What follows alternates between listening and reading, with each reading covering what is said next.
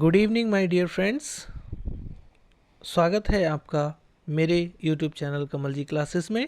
मैं कमल किशोर आपका मित्र आज वीडियो के माध्यम से लेकर आया हूं उत्तराखंड जीएस सीरीज़ के अंतर्गत एक नया टॉपिक जो है हमारा उत्तराखंड का मध्यकालीन इतिहास। इससे पहले मेरे द्वारा चैनल पर उत्तराखंड का प्राचीन इतिहास से संबंधित वीडियो अपलोड किया गया है जो हमारा 3 पार्ट में था, पार्ट 1, पार्ट 2 और पार्ट 3। वो वीडियो अगर आपने नहीं देखा है तो उसका लिंक जो है इस वीडियो के डिस्क्रिप्शन में आपको मिल जाएगा। आप यहाँ से जाके उस वीडियो को देख सकते हैं, क्योंकि उत्तराखंड का प्राचीन इतिहास जानने के बाद में उत्तराखंड का मध्यकालीन इतिहास आप जानेंगे तो आपको चीज़ें एक दूसरे से जुड़ती हुई नज़र आएंगी और आप अपनी स्टडी को बेहतर कर सकते हैं। आज का हमारा जो टॉपिक है उत्तराखंड का मध्यकालीन इतिहास, इसमें हम कवर करने वाले हैं उत्तराखंड का एक बहुत ही प्रसिद्ध राजवंश था जो था कत्यूरी राजवंश।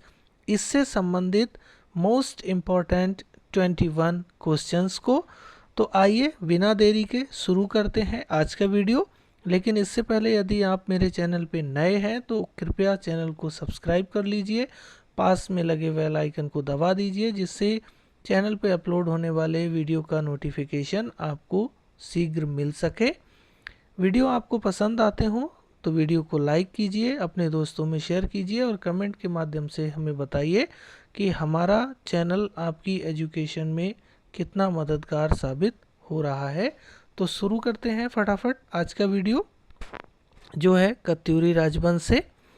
आज के वीडियो का पहला क्वेश्चन है, कत्यूरी राजवंश की स्थापना किसने की थी? बहुत ही इंपॉर्टेंट क्वेश्चन है जो प्रवक्ता की परीक्षा 2009 में पूछा गया है। ऑप्शन है हमारा Nimbardev, option B Vasudev, option C Lakhanpal Dev और ऑप्शन डी सुभिक्ष राजदेव। एक बार फिर से ऑप्शंस को हम रिपीट करते हैं। Option 1 Nimbardev, option 2 Vasudev, option 3 Lakhanpal Dev और ऑप्शन डी है सुभिक्ष राजदेव। तो इस प्रश्न का जो सही आंसर रहने वाला है वो है option number B, Vasudev Katyuri राजवंश की स्थापना करने वाला व्यक्ति था। ये कत्यूरी राजवंश का संस्थापक था। आइए चलते हैं नेक्स्ट क्वेश्चन की तरफ जो है हमारा क्वेश्चन नंबर 2। कहता है कत्यूरी राजवंश की स्थापना कब हुई थी? अब हमने ये जान लिया कि कत्यूरी राजवंश का संस्थापक जो है वो वासुदेव था। अब कत्यूरी राजवंश की स्थापना कब हुई? इस प्रश्न के ऑप्शन है, ऑप्शन नंबर ए 600 ईस्वी में, ऑप्शन नंबर 2 660 ईस्वी में, ऑप्शन नंबर 3 700 ईस्वी में और ऑप्शन नंबर 4 हमारा कहता है 850 ईस्वी में। तो हमारे प्रश्न नंबर जो 2 है इसका जो सही आंसर है वो है ऑप्शन नंबर सी, 700 ईस्वी में कत्यूरी राजवंश की स्थापना हुई थी। आइए चलते हैं नेक्स्ट प्रश्न की तरफ। अगला प्रश्न है हमारा प्रश्न नंबर 3 जो कहता है कत्यूरी शासकों की राजभाषा थी, यानी कत्यूरी शासकों की राजभाषा क्या थी, ये हमारा प्रश्न है। Option A Kumaoni, option B Hindi, option C Sanskrit और ऑप्शन डी गढ़वाली। तो प्रश्न नंबर 3 जो है वो कहता है कि कत्यूरी शासकों की जो राजभाषा थी वो कुमाऊनी थी। यह हमारे वन आरक्षी 2020 की परीक्षा में पूछा गया प्रश्न है, बहुत ही इंपॉर्टेंट है, इसको थोड़ा ध्यान से हम समझेंगे। आइए चलते हैं अगले प्रश्न की तरफ। प्रश्न नंबर 4 हमारा कहता है उत्तराखंड में गढ़वाल कुमायूं क्षेत्र का प्रथम राजवंश किसे माना जाता है? वेरी वेरी इंपॉर्टेंट क्वेश्चन, कई बार परीक्षाओं में पूछा भी जा चुका है और इसके आगे की परीक्षाओं में आने की प्रबल संभावना है। तो उत्तराखंड में गढ़वाल कुमायूं क्षेत्र का प्रथम राजवंश किसे माना जाता है? ऑप्शन ए नागवंश को, ऑप्शन 2 कत्यूरी राजवंश को, ऑप्शन 3 यदु राजवंश को और ऑप्शन 4 है कुषाण राजवंश को।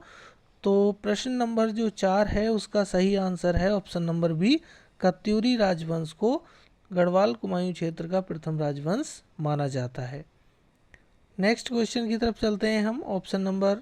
क्वेश्चन नंबर 5 जो कहता है कौन कत्यूरी राजाओं की कुलदेवी के रूप में पूजी जाती थी, या सीधे हम कहें कत्यूरी राजाओं की कुलदेवी कौन थी।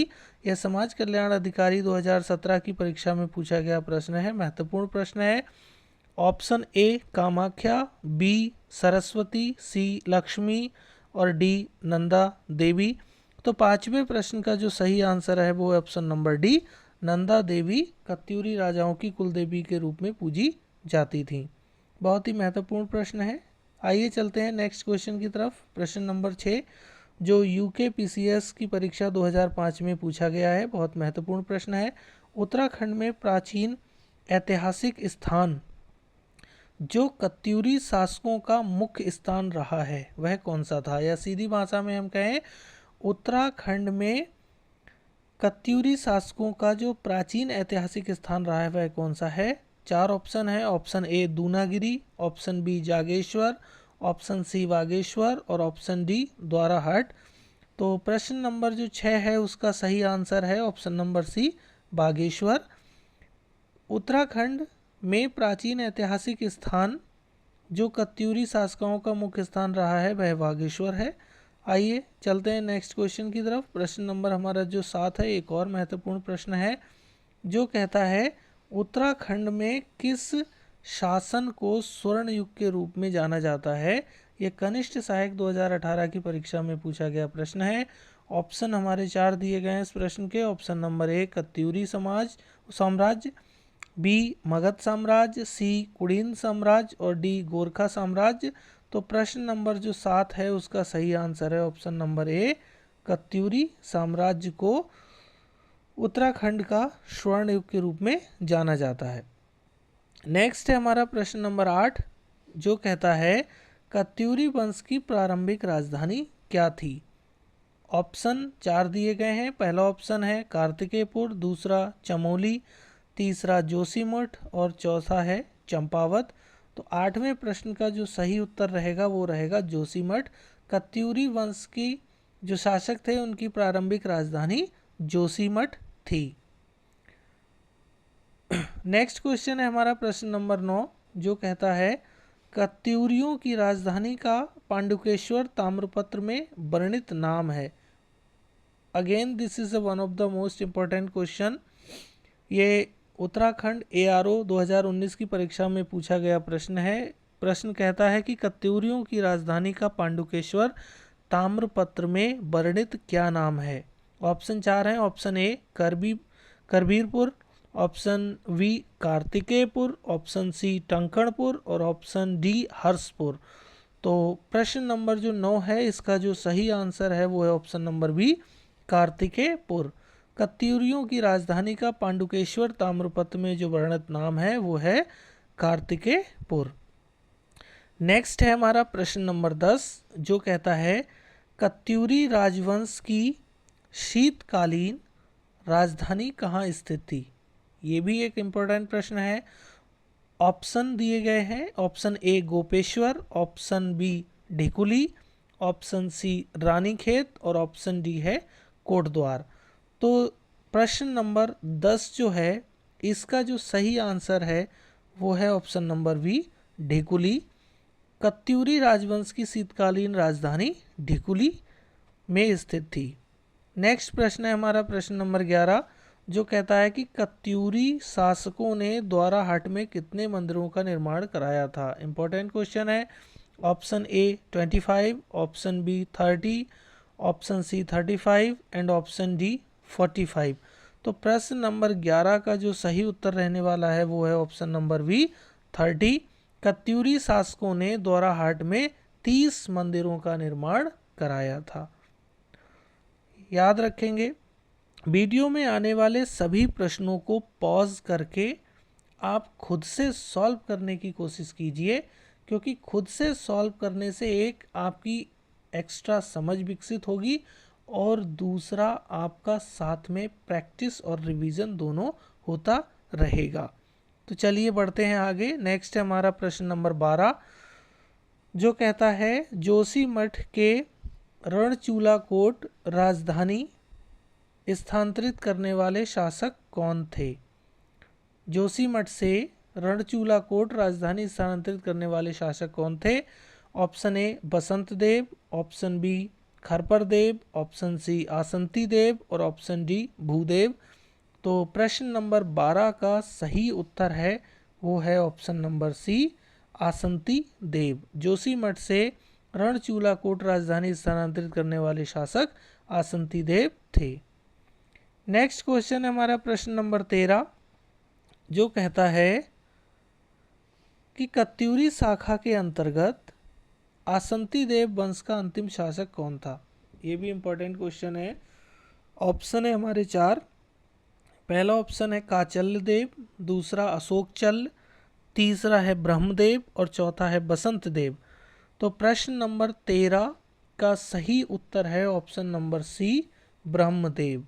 कत्यूरी शाखा के अंतर्गत आसंती देव वंश का अंतिम शासक ब्रह्मदेव था। नेक्स्ट है हमारा प्रश्न नंबर 14, जो कहता है 1191 ईस्वी में पश्चिमी नेपाल के किस राजा ने कत्यूरी राज्य पर आक्रमण किया था? यह भी एक महत्वपूर्ण प्रश्न है। ऑप्शन है ऑप्शन ए Ashok Chal, option B Kachalya Dev, option सी तैमूर लंग और ऑप्शन डी इनमें से कोई नहीं। तो प्रश्न नंबर 14 का जो सही आंसर है वो है ऑप्शन नंबर ए अशोक चल।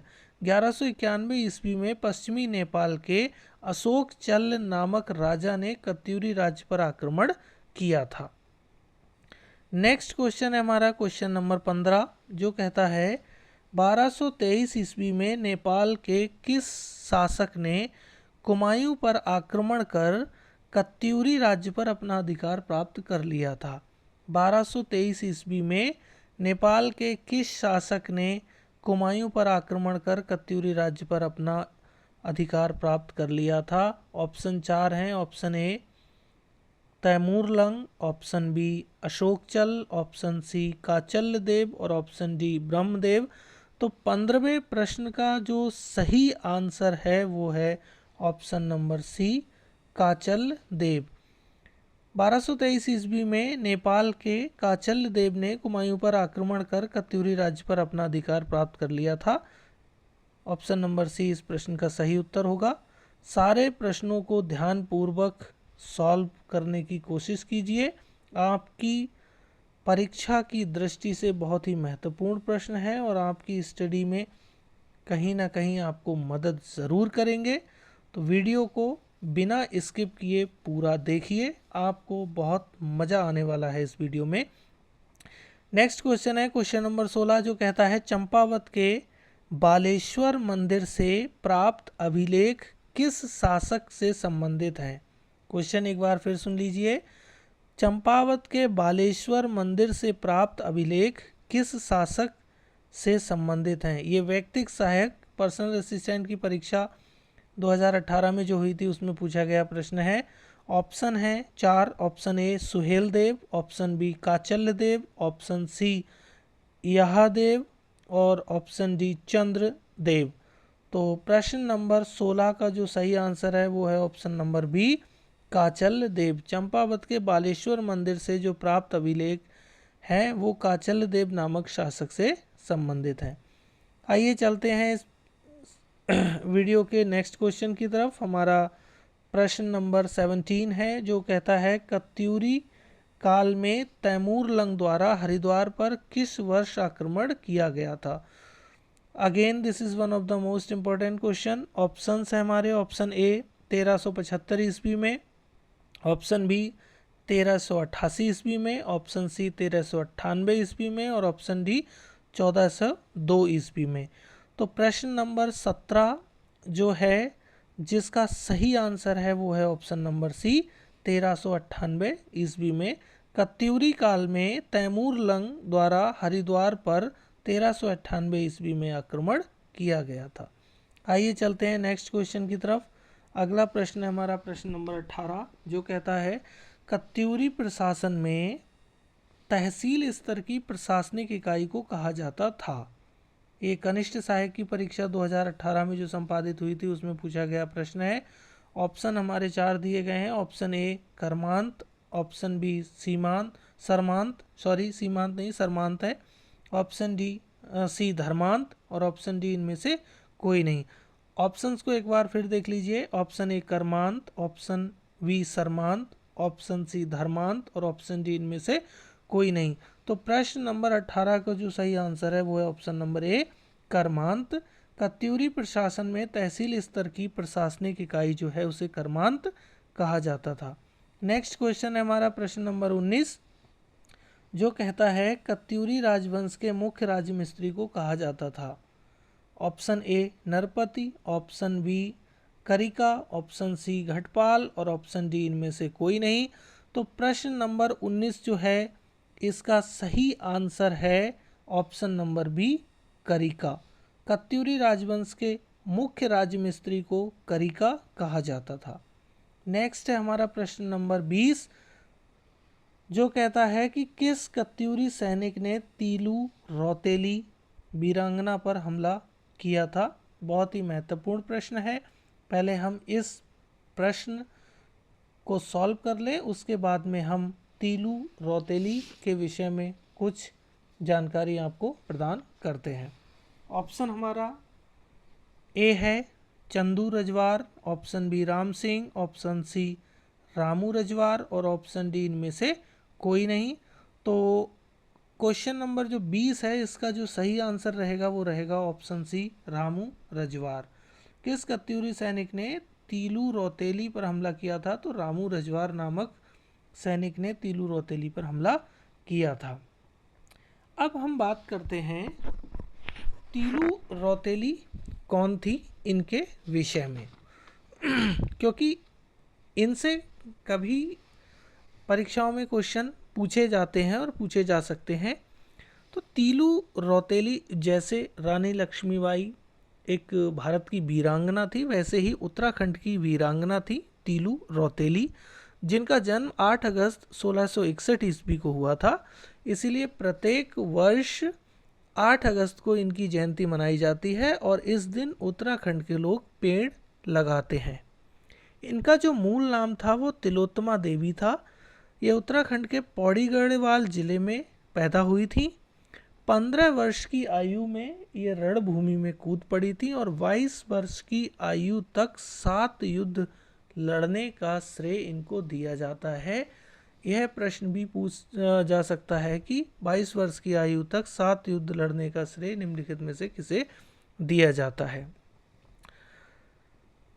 तीलू रौतेली के विषय में जो कहा जाता है कि युद्ध में जब अपने जो शत्रु थे उनको धूल चटाकर तीलू रौतेली वहाँ से गुजर रही थी, तो पूर्वी नयार नदी के पास में जल स्रोत को देख के इन्होंने थोड़ा विश्राम करने का वहाँ निर्णय लिया और अपनी जो तलवार थी वो ज़मीन पर रख दी और नदी से पानी को पीने लगी।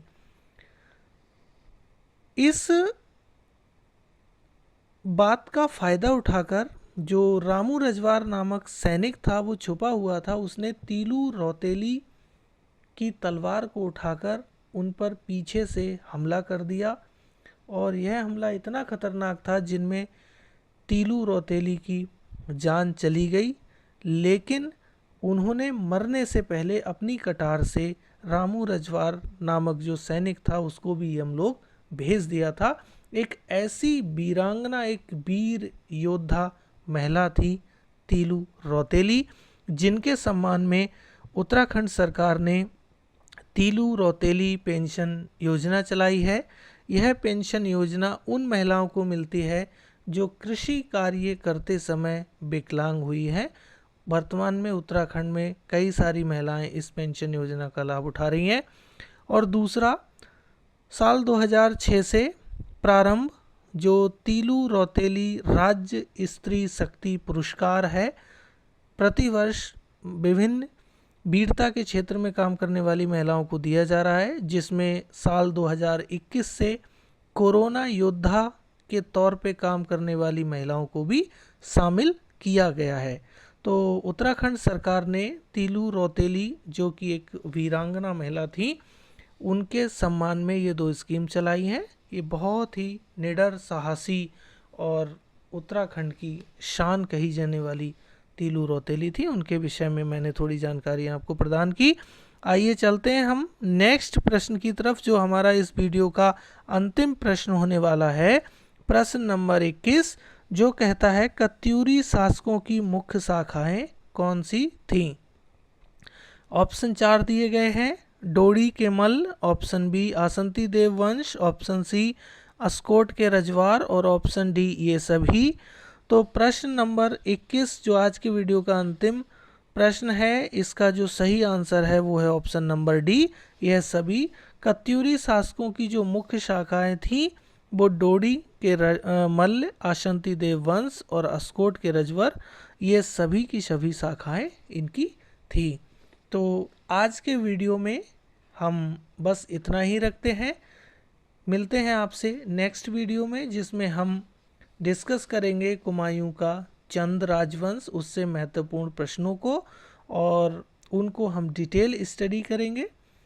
तो आज का वीडियो यहीं समाप्त करते हैं। तब तक आप अपनी स्टडी को बना के रखिए। तब तक के लिए धन्यवाद।